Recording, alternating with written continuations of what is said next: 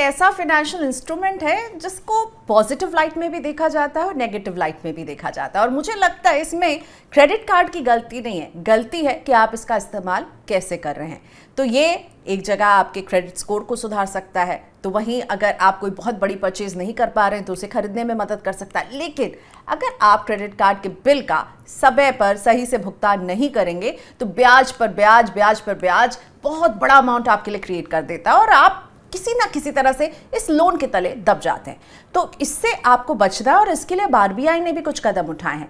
आज मेरे साथ जुड़ रहे हैं रचित चावला, सीईओ और फाउंडर है फिनवे एफएससी के, और रचित से ही समझते हैं कि क्रेडिट कार्ड का सही तरीके से आप इस्तेमाल कैसे करें और आरबीआई के ये जो नए गाइडलाइंस आए। वेलकम टू मनी 9 रचित। सबसे पहले तो मिनिमम बैलेंस कैलकुलेशन को लेकर आरबीआई नए गाइडलाइंस लेकर आया है, और जो मैंने पढ़ा फर्स्ट लुक में तो मुझे लग रहा है वो कह रहे हैं कि आप एक मिनिमम अमाउंट फिक्स कीजिए और पूरे अमाउंट पर आप इंटरेस्ट नहीं ले सकते हैं। तो ग्राहकों को इसमें फायदा होता हुआ दिख रहा है। आप इसे कैसे इंटरप्रेट कर रहे हैं और इसका आप किस तरह का असर देखेंगे? Thank you Priyanka for having me on the show. So आपने बिल्कुल सही कहा कि क्रेडिट कार्ड एक ऐसा इंस्ट्रूमेंट है which can be an asset and liability both। अगर आपने ढंग से क्रेडिट कार्ड को इस्तेमाल किया तो वो एक आपके लिए एसेट है, अगर आपने गलत इस्तेमाल किया तो वो एक बहुत बड़ी लाइबिलिटी बन सकती है। बट गवर्नमेंट ऑफ इंडिया ने कंज्यूमर्स के लिए बहुत अच्छा स्टेप लिया है उन लोगों के लिए जो क्रेडिट कार्ड को एज ए लाइबिलिटी यूज कर रहे हैं। मैं इसका मतलब समझाऊंगा आपको प्रियंका। मिनिमम पेमेंट, आप जब भी क्रेडिट कार्ड स्टेटमेंट देखते हैं उसमें आपको टोटल ड्यू अमाउंट लिखा आता है और मिनिमम ड्यू अमाउंट लिखा रहता है। उन दोनों का फर्क क्या है? क्रेडिट कार्ड कंपनीज आपसे तभी अर्न करती है जब आप उनका पूरा बिल टाइम टू टाइम नहीं क्लियर कर पाते। सपोज आपका टोटल ड्यू अमाउंट है 20,000 रुपीज और आपने ड्यू डेट से पहले उसको क्लियर कर दिया, इसका मतलब क्रेडिट कंपनी ने आपसे 1 रुपया भी नहीं कमाया। It's a loss for the credit card company. But ये ही अगर आपने minimum due payment credit card company की सपोज 2,000 रुपीज है, आपने सिर्फ 2,000 दे दिया तो बाकी जो 18,000 रुपीज है उस पे क्रेडिट कार्ड कंपनी आपसे इंटरेस्ट अर्न करेगी। बहुत बार ये देखा जाता था कि क्रेडिट कार्ड कंपनी लगातार जो बैलेंस 18,000 रुपए है उसकी नेक्स्ट बिलिंग साइकिल पर 18,000 रुपए का तो इंटरेस्ट जरूर मांगती थी कंज्यूमर से, बट फिर भी मिनिमम पेमेंट वो इतना कम रखती थी कि इंटरेस्ट पे इंटरेस्ट लगता था कंज्यूमर्स को। गवर्नमेंट ऑफ इंडिया और आरबीआई ने बड़ी क्लियर गाइडलाइन दी है कि minimum amount due credit card company को ऐसा रखना है जिससे इंटरेस्ट पे इंटरेस्ट ना लगे। इसका मतलब है नेगेटिव अमोर्टाइजेशन कभी भी कस्टमर के लिए नहीं होनी चाहिए। इससे सबसे बड़ा फायदा क्या है कि पहले ही महीने वो डिस्प्यूट या वो नॉन पेमेंट फुल स्टॉप लग जाएगी। मिनिमम अमाउंट इतना क्रेडिट कार्ड कंपनी को मांगना पड़ेगा कंज्यूमर से जिससे उसका पिछला इंटरेस्ट, पेनल्टी, चार्जेस सब कुछ क्लियर हो जाए। अदरवाइज क्या करती थी क्रेडिट कार्ड कंपनीज कि वो इसको कंपाउंड करती थी और बहुत बार कंज्यूमर एक्चुअल चार्जेस से कहीं टाइम्स गुना ज्यादा पे करना पड़ जाता था, क्योंकि वो मिनिमम चार्ज इतना छोटा सा ही रहता था कि वो दे दे के वो लंबे समय तक खिंचता चला जाता था, और आप इंटरेस्ट के ऊपर आपको इंटरेस्ट लग रहा है, पेनल्टी लग रही है, लेट फी चार्जेस लग रहे हैं। तो इन सब को हटाने के लिए आरबीआई ने जो उठाया, जो रचित ने अभी समझाया कि वो जो मिनिमम ड्यू है ना वो तर्क संगत होना चाहिए, बहुत छोटा अमाउंट नहीं होगा। ये तो बात हुई कि लाइबिलिटी जो लोग मिनिमम ड्यू दे करके उसे निकालते हैं उनके लिए ये एक अच्छा जो है स्टेप उठ रहा है। इसे हम लागू भी होते हुए अब देखेंगे। अब बताइए कि एक क्रेडिट कार्ड एसेट कैसे बन सकता है, ये कितना महत्वपूर्ण होता है, और हम इसे लाइबिलिटी नहीं बनने दें, हम इसका फायदा उठाएं, इसके लिए क्या राइट बिहेवियर है? एक तो आपने मुझे बता दिया कि टाइमली पेमेंट करें तो वो ज़्यादा अच्छा होगा, क्योंकि अगर आप टाइमली पेमेंट नहीं करते हैं तो आप क्रेडिट कार्ड कंपनियों के फेवरेट कस्टमर बन जाते थे क्योंकि वो आपसे ब्याज कमा रहे थे। तो इसके अलावा इसका फ़ायदा उठाने के लिए रचित आप क्या कहते हैं, आपको क्रेडिट कार्ड कैसे आप एसेट बनाए ना कि लाइबिलिटी? आप सबसे पहले अपने एक्सपेंडिचर का पैटर्न देखिए। आप किस जगह पर अपना एक्सपेंडिचर ज्यादा करते हैं? क्या वो फूड एंड बेवरेजेस में है, क्या वो ट्रैवल के अंदर है, क्या वो शॉपिंग के अंदर है? तो आपको अपना पैटर्न दिख जाएगा। हर एक क्रेडिट कार्ड हर एक कैटेगरी में एक तरीके से मार्केट लीडर है इन terms of cashbacks in terms of point and in terms of reward system. तो एग्जाम्पल के लिए अगर आपका ट्रैवल पे बहुत ज्यादा खर्चा है तो आप क्रेडिट कार्ड कंपनी का उस तरीके का क्रेडिट कार्ड लीजिए जिसपे आपको ट्रैवल करने पर रिवॉर्ड पॉइंट्स मिले। अब जितने ज्यादा रिवॉर्ड पॉइंट्स मिलेंगे आपको तो आपकी पॉकेट से तो कुछ नहीं गया। सपोज आपने 2 टिकट्स खरीदी जिसकी वैल्यू है 20,000, आपको 20,000 तो वैसे भी देना ही है, बट उस 20,000 के बदले आपको एक महत्वपूर्ण amount as a reward and cashback मिल सकता है उस क्रेडिट कार्ड कंपनी से जिसका एयरलाइन के साथ टाई अप है। इसी तरीके से शॉपिंग में भी टाई अप्स है, इसी तरीके से F&B में भी टाई अप्स है। तो आप अपना पैटर्न देखकर अगर आप सही क्रेडिट कार्ड यूज करेंगे ऑटोमेटिकली आप देखेंगे कि आपके लिए वो बहुत बड़ा एसेट है। एक तरीके से आपको 40 दिन का फ्री क्रेडिट दिया जाता है। आप अगर टाइमली पे करते हैं तो आपकी क्रेडिट रेटिंग बढ़ती है, you become the favourite customer of the banks and similar time पर आपको बहुत सारे रिवॉर्ड्स मिलते हैं जो लॉन्ग पीरियड में आपके लिए बहुत बहुत बड़ा एडवांटेज बन सकता है। और अगर क्रेडिट कार्ड है रचित तो फिर आप सलाह देते हैं कि मिनिमम ड्यू पेमेंट वाली आदत तो होनी ही नहीं चाहिए। मुझे लगता है यहीं पर आप कहीं ना कहीं वो नेगेटिव अमोर्टाइजेशन जो आप बोल रहे थे उसकी तरफ कदम उठा लेते हैं।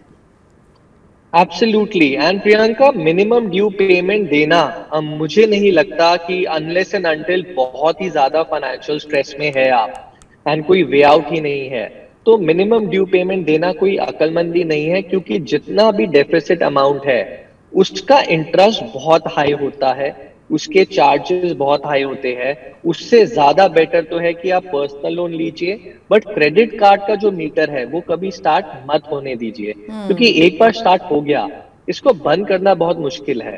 And believe you me, minimum 2% per month तो चार्जेस है ही। मैंने कई इंसिडेंट्स में इसको 5% भी होते हुए देखा है। अच्छा, कई लोगों के पास जो कार्ड होते हैं उसकी लिमिट बहुत ज़्यादा होती है और उन्हें एहसास होता है कि हम इसकी बहुत फीस भी दे रहे हैं, उसे डाउनग्रेड करवाना चाहते हैं। आपको लगता है ये डाउनग्रेड करके उसकी लिमिट में कम करना समझदारी होगी अगर आप रियलाइज़ करेंगे आपके पास ऐसा कार्ड है जिसकी लिमिट इतनी है जितना आप यूज़ ही नहीं कर रहे हैं? और सही आप मानते हैं ये कदम, और तरीका क्या होता है इसको डाउनग्रेड करने का? प्रियंका, इसमें 2 चीजें हैं। अगर आपको एनुअल चार्जेस बहुत ज्यादा आपको लेवी हो रहे हैं एंड बिकॉज आपकी लिमिट बहुत ज्यादा है इसलिए एनुअल चार्जेस आपको लेवी हो रहे हैं, बट आपने कभी भी उस लिमिट को एक्सेस नहीं किया और आप बहुत सर्टन है कि भाई मेरे पास इमरजेंसी कॉर्पस ऑलरेडी क्रिएटेड है, मुझको नहीं लगता ये लिमिट की कभी मुझे जरूरत होगी, उस केस के अंदर इट इज ऑलवेज एडवाइजेबल कि आपके एनुअल चार्जेस को आप हटाइए, क्योंकि every single penny save is Penney earn. आपको अननेसेसरी अपने ऊपर लाइबिलिटी नहीं रखनी चाहिए, but at the same time अगर आपको लगता है कि वो एक्सेस ऑफ क्रेडिट मेरे लिए बहुत जरूरी है और मैं एक बहुत कम अमाउंट दे रहा हूँ क्रेडिट कार्ड कंपनी को on the basis of annual charges, then maybe you can look at it. But ये टोटली डिसीजन आपके पर्सनल ऑब्जेक्टिव, आपके इमरजेंसी फंड की सिचुएशन एंड आपके क्रेडिट कार्ड की स्कीम पे डिपेंड करेगा। So read the benefits and scheme very properly, align करिए अपने ऑब्जेक्टिव के साथ एंड तब एक कॉन्शियस डिसीजन लीजिए। बिल्कुल, and devil lies in the detail, तो इन्हें पढ़ना बेहद जरूरी है और ध्यान से पढ़ना। रचित, मुझे ये भी समझना है कि क्रेडिट कार्ड की लिमिट कंपनियां किस आधार पर तय करती हैं, और जब कोई व्यक्ति अपने लिए क्रेडिट कार्ड चुन रहा है तो उसे किन बातों का ख्याल रखना चाहिए? तो पहले तो समझाइए कि लिमिट क्या जो रचित के कार्ड की होगी वो प्रियंका के कार्ड की भी हो सकती है या हम दोनों की अलग होगी, इसमें कौन कौन से फैक्टर्स इंपॉर्टेंट हैं, और जब मैं अपने लिए क्रेडिट कार्ड लेने जाऊं तो किन बातों का मुझे ख्याल रखना चाहिए? तो प्रियंका, मैं पहले आपका सेकंड सवाल लेता हूं कि अगर आप कोई क्रेडिट कार्ड लेने जाएंगे तो आपको क्या फैक्टर्स अपने दिमाग में रखने चाहिए। सो फर्स्टली, हर एक व्यक्ति का एक स्पेंडिंग पैटर्न होता है। कई लोग ट्रैवल में बहुत ज्यादा खर्चा करते हैं, कई लोग फूड एंड बेवरेज में बहुत ज्यादा खर्चा करते हैं, कई लोग ऑनलाइन शॉपिंग में बहुत ज्यादा खर्चा करते हैं, कई लोग गैजेट्स की शॉपिंग में बहुत ज्यादा खर्चा करते हैं।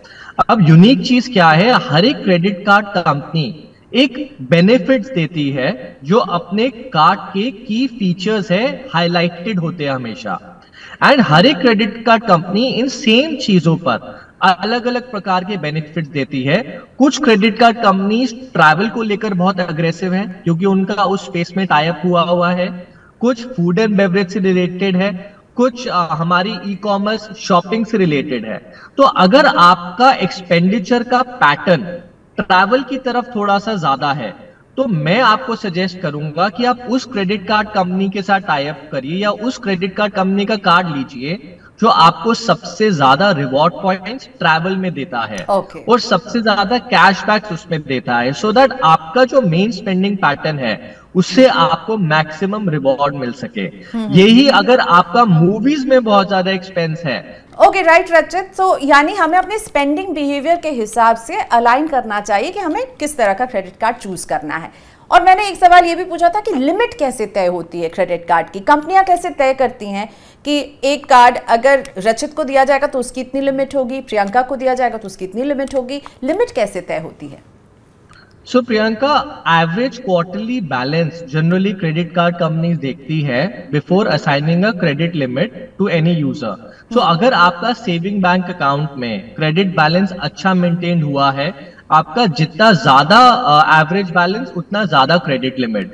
सो सपोज प्रियंका का 1 लाख है एवरेज बैलेंस एंड रचित का 2 लाख है, तो ऑटोमेटिकली क्रेडिट कार्ड कंपनी मुझको ज्यादा अवेल करने की फैसिलिटी देगी इन terms of credit limit. But इसके साथ साथ दूसरे पैरामीटर्स भी है।